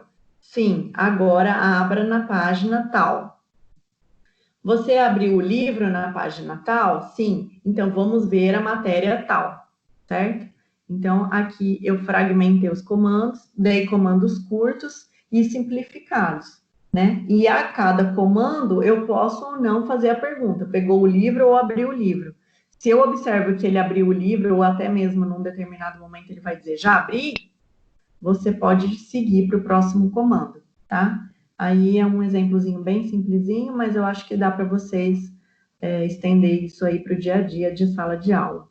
E você pode usar comandos para situações de difícil comunicação, como o aluno que não consegue comunicar o que está se sentindo ou o que quer fazer. Então, se o aluno agride alguém neste momento em que ele não consegue se comunicar, você vai precisar observar se esta agressão não significa que essa criança está sendo agressiva com o aluno. De repente, esta agressão significa que ele não conseguiu se comunicar, ou que ele está sentindo alguma dor, ou que ele não sabe o que fazer, ou que ele ficou muito ansioso. Então, quando que eu sei que o aluno, assim, vamos supor, estou olhando lá o aluno, e aí ele está apertando a perninha, e etc. E ele quer fazer xixi. Então, eu vou estimular um outro tipo de comunicação que não o de adivinhar o que ele quer, né? Lembra naquela figurinha que eu passei para vocês? Quer ver? Nessa daqui, que tem a criança apertando a barriguinha. Então, a gente pode fazer uma criança aí apertando as perninhas e dizer para ele, a perninha ou a barriguinha está avisando que eu preciso fazer xixi. E eu ensinar, através dessa figura, para essa criança, que o sentimento que ele está tendo físico, né, o que ele está sentindo no corpo físico, tem que mandar um comando para o cérebro dele realizar uma atividade, que é ir até o banheiro. Então, se eu chego aqui e eu sei que quando o aluno aperta a perna ele quer fazer xixi, eu posso estimular ele a usar a figurinha, né, para dizer, eu estou com esse sentimento aqui no meu corpo. Então, você vai nomear para ele, esse daqui você quer fazer xixi, você está com dor na barriguinha. Então, o que você vai fazer? Vai estimular ele a usar outra figura que é, quero ir ao banheiro. Com isso, você vai estar construindo diversas frases, né? Então, aquela situação de difícil comunicação que a criança não sabe que apertar a perninha é fazer xixi, vai começar a se tornar uma situação de comunicação mais fluida, tá? Ao invés da gente adivinhar o que a criança quer, o que muitas das vezes é o que os pais fazem, a gente acaba ensinando a essa criança uma forma de comunicação mais complexa, em que ela vai poder usar daquela forma em outros contextos sociais, em outros ambientes. Então, se de repente, naquele ambiente, não estou eu lá que sei que apertar a perna é que ele quer fazer xixi, quando ele tiver a possibilidade de utilizar a figura ou utilizar a fala para expressar o que ele quer, ele vai conseguir interagir muito melhor realmente. E aí, então, desenvolver essa comunicação que ele aprendeu através de vocês, professores, né? Então, a gente tem uma outra situação em que o aluno não consegue falar que ele quer brincar de bola. Aí ele fala só bola, bola. Quando a gente tem um contato maior com a criança, a gente sabe que bola, bola, significa que eu quero a bola, eu quero brincar com ela, né? E aí, se você percebe que aquele aluno tem a capacidade de desenvolver melhor aquela fala, a gente vai estimular ele a estender a fala, ou seja, fala assim, pega uma figura do quero, eu quero brincar, a figura do brincar e a bola. Então, a gente vai tentar ensinar esse aluno a aumentar esse repertório de fala, a estimular ele a estender a conversa, ao invés de dizer só bola, porque ele sabe que se ele diz só bola, vai chegar uma bola na mão dele e ele vai brincar, tá? E para isso a gente faz como? Usa as figuras para aumentar a frase. Então, o eu, o positivo, uma figura da bola e uma figura de feliz, né? E aí, depois do nível de desenvolvimento da criança ou da idade, a gente pode usar aí frases, né? Ou palavras, eu quero, bola, feliz, né? Aí a gente vai intercalar a gente pode intercalar entre figuras e palavras, né? Como a gente eu quero o livro, eu quero ajuda, eu quero comer, eu quero dormir, eu quero mais, né? Então, eu quero brincar de escorregador. A gente pode ir usando aí a nossa imaginação a partir, obviamente, do desenvolvimento que o nosso aluno vai apresentar, certo? Então, a gente vai ter várias situações em que eu vou precisar, primeiramente, saber qual é, lembra que a gente falou no começo? O canal de comunicação desse aluno, de que forma esse aluno se comunica, se ele é verbal ou não verbal, se eu consigo usar somente pistas visuais com ele, ou se eu vou ter que estender aí para o uso das figuras de troca de comunicação, tá? Isso tudo vai depender de cada aluno, mas aí vocês vão tendo as dicas de como usar cada uma das técnicas que a gente está aprendendo aqui, tá? Então, se a gente tem também, a gente precisa também entender que determinados comportamentos podem comunicar um desconforto físico ou uma doença, né? Então, eu pergunto para vocês, quais são as consequências para vocês de uma dor de cabeça, de uma lesão no joelho, de uma dor nas costas, de um desconforto abdominal, de uma cólica, de dor no dente, de dor no ouvido? Então, imaginem vocês não sendo habilidosos para comunicar, né? Não sendo habilidosos para entender que aquele fisiológico, aquela coisa que o corpo está me oferecendo, tem ligação a uma frase, a uma denominação, ou seja, se minha cabeça está latejando, aquilo significa que é uma dor de cabeça, e que eu tenho condições de comunicar isso para uma pessoa, e que eu tenho condições, a partir da comunicação, de receber um tratamento, um remédio, um carinho e tudo mais. Então, imagina quais seriam as consequências disso para vocês, né? Se a gente tivesse aquela dor de cabeça latejando e a gente não tivesse como dizer isso para ninguém, não tem o remédio, cada vez mais a gente vai ficando pior, e isso, obviamente, vai desencadear aí numa agressividade, num choro, num se jogar no chão, na birra, num não me toca, eu não quero ver ninguém, vou apagar essa luz, eu não vou falar com ninguém, não vou atender o telefone, não vou responder para ninguém, né? Então, a gente tem que se colocar no lugar desse aluno com TEA, né?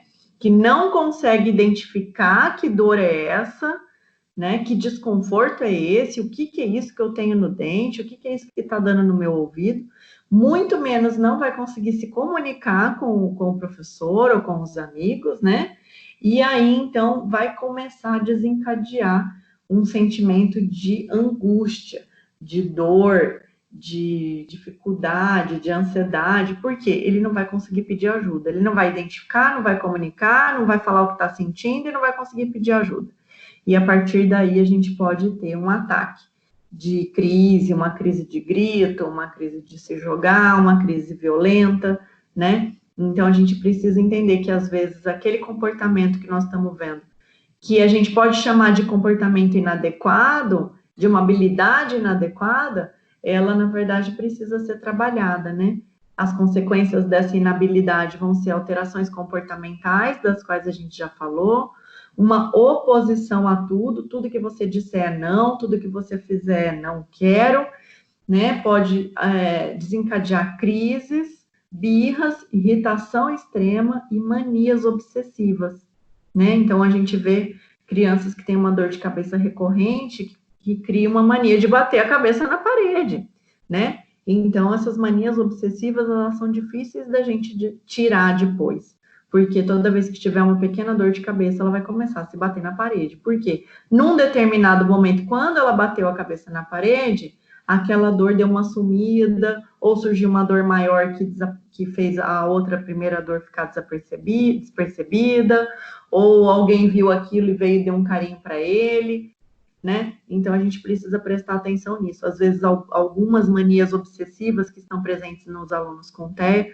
elas são oriundas de um comportamento de desconforto físico ou de uma doença que surgiu aí num determinado momento da vida deles, tá? Se esses comportamentos surgirem, a gente vai precisar levar em conta a possibilidade de levar num médico e de investigar melhor, tá bom?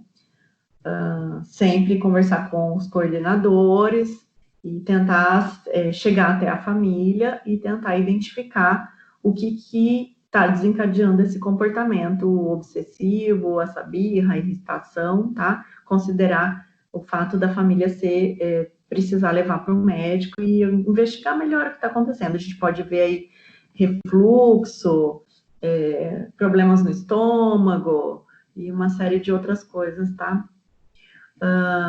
O que a gente pode fazer também nesses casos e nos demais casos de comportamentos inadequados é registrar a frequência com que esse comportamento acontece, né? Olha, ele fica muito estressado logo depois do lanche, todos os dias, depois do recreio, ele chega na sala de aula e ele fica muito estressado, a gente não consegue controlar e etc.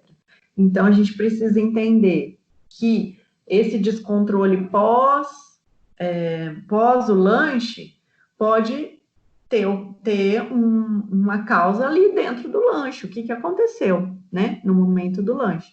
Então, se esse comportamento inadequado persistir, e você vai saber se ele persiste ou não através de um registro, né, pode indicar que é necessário uma investigação médica dos pais também, porque pode ser que aquela criança, ao se alimentar, comece a ter dores de barriga. Por quê? Porque ela pode ter uma alergia, porque determinado alimento pode não fazer bem para ela, porque ela não pode comer e ficar correndo, e aí ela tem uma indigestão, né? Então, é o momento da escola pedir que os pais examinem a presença de vermes, de alergia, fazer um exame de vista, né? Entre outros, porque a gente sabe que alguns problemas de vista, quando você está num ambiente muito aberto, eles desaparecem. Aí você chega num ambiente fechado e faz a criança olhar para a lousa, dá aquela embaçada nas vistas, e aí, de repente, isso pode desencadear o comportamento inadequado daquele aluno e a gente a gente precisa encontrar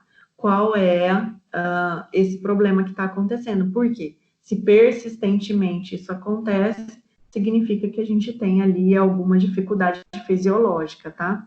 A gente precisa, de repente, tentar saber quais os hábitos alimentares dessa criança e se a mãe, quando manda a criança para a escola, muda esses hábitos. Então, a gente pode estar lidando ali com uma questão de hábito alimentar alterado, a rigidez e etc. Tá? E considerar, quando possível, a realização de uma dieta com a orientação de um profissional, tá?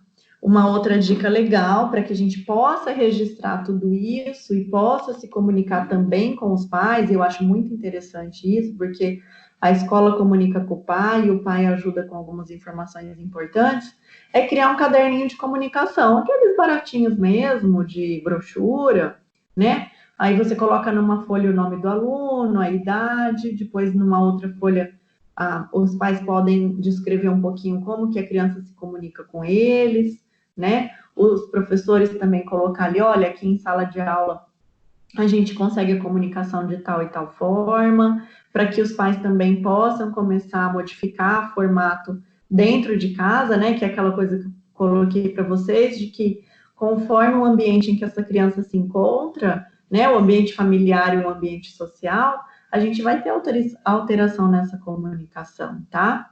Escrever também como que ela faz para ir ao banheiro, que é uma das habilidades sociais que é mais difícil a gente encontrar aí crianças autistas que não tenham dificuldade para ir ao banheiro, né? Sempre vai surgir algum probleminha, vira e mexe o aluno foge, vai para o banheiro sem falar que foi, ou desce com sai do banheiro sem lavar as mãos, ou sai de dentro do box do banheiro para lavar as mãos sem ter subido o short ou a saia, né?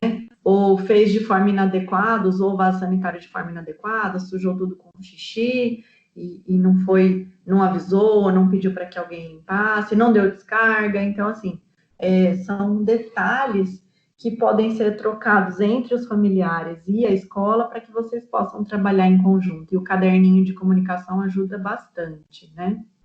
Ajuda também quando o professor falta, então você está lá com a sua turma e de repente você vai precisar faltar e vai vir um substituto.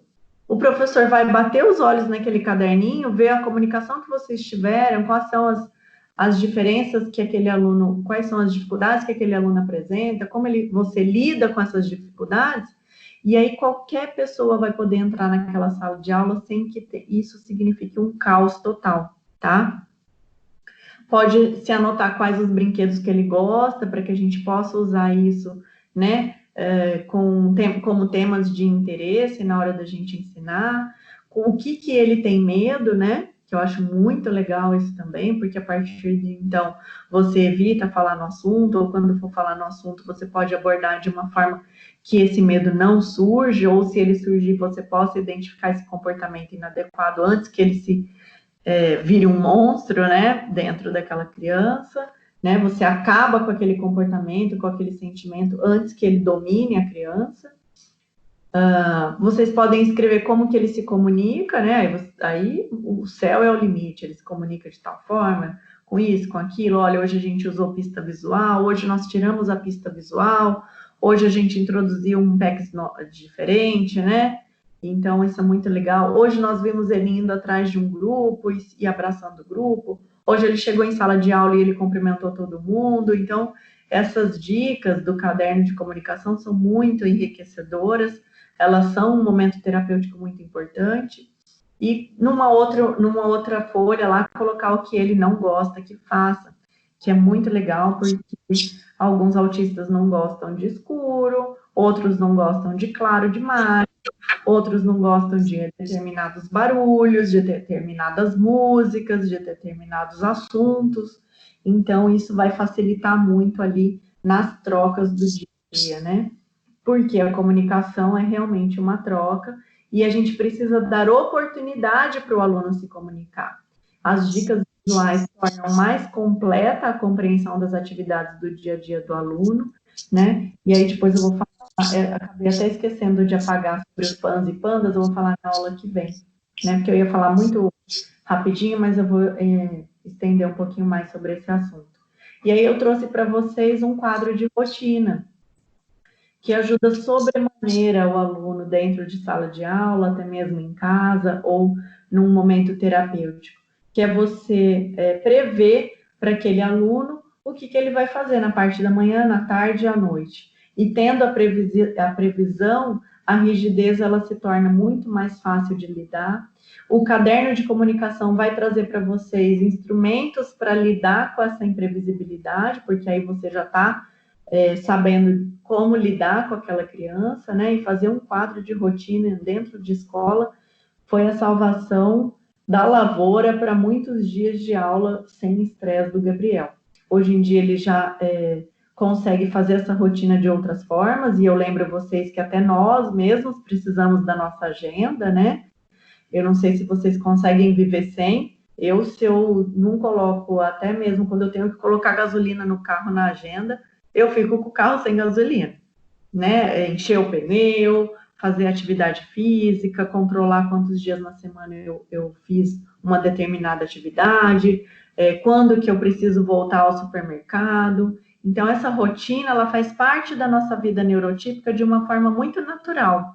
E a gente acaba esquecendo de introduzir ela para as crianças, né? E então, isso, para o autista, é uma coisa muito sofrida, quando ele não tem ideia do que vai acontecer.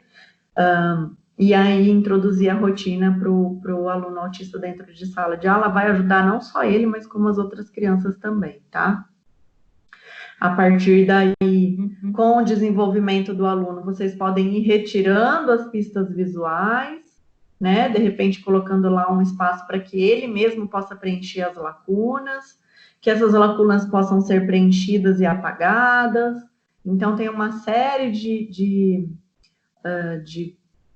formas, né, da rotina semanal que podem ser feitas, até o momento em que você chega numa rotina semanal muito parecida com nós adultos, né, que é essa que a gente coloca aí na agenda, tá? Eu trabalho com o Gabriel a agenda do celular dele, então por vezes eu já compartilho a minha com a dele, né? Algumas coisas assim já vão para a agenda do celular dele, outras vão para a agenda da escola mesmo.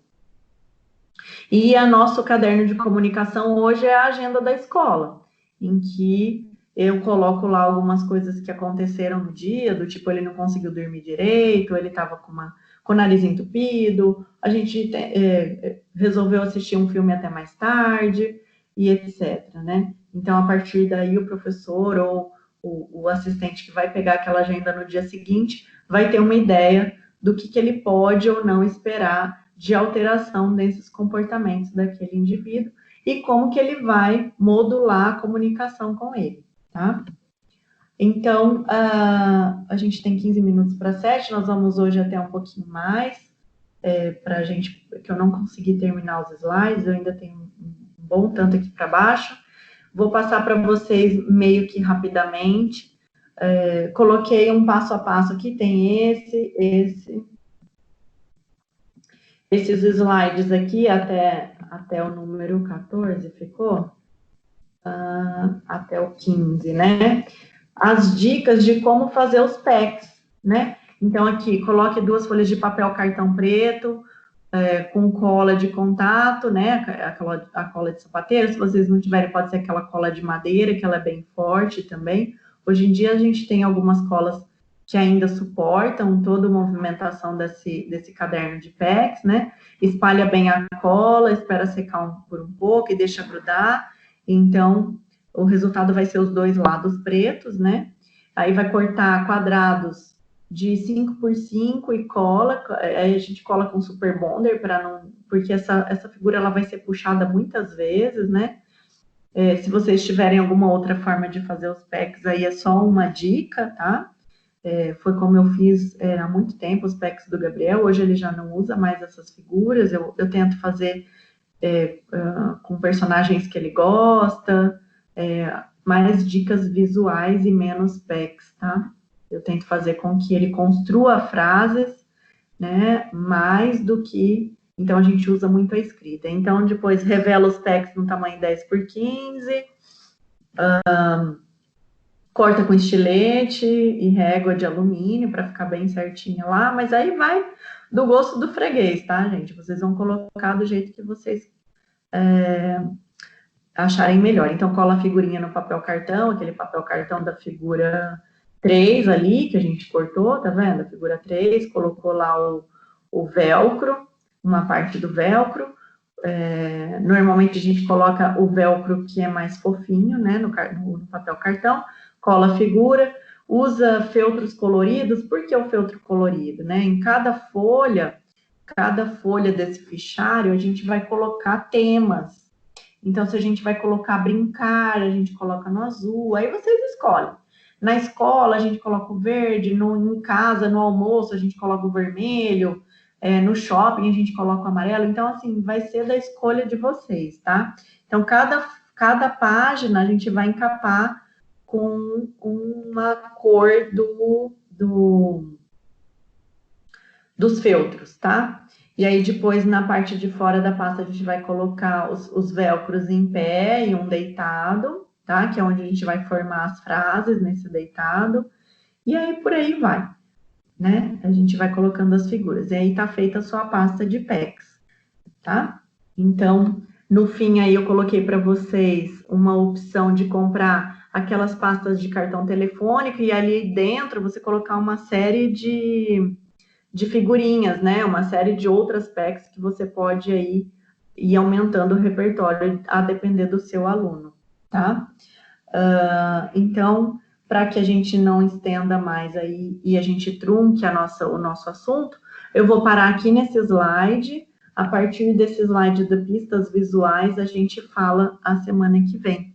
E eu vou abrir para vocês, então, agora para perguntas, para quem tiver alguma pergunta, né? E se não tiver, a gente fecha a aula por hoje, por aqui. Vou voltar aqui na nossa aula.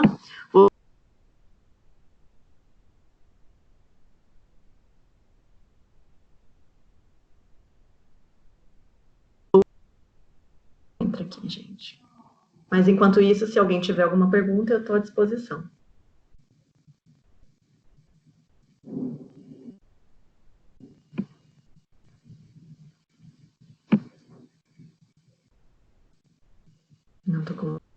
acho que ativou a câmera. Ativou.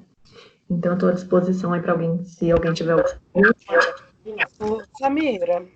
Sim.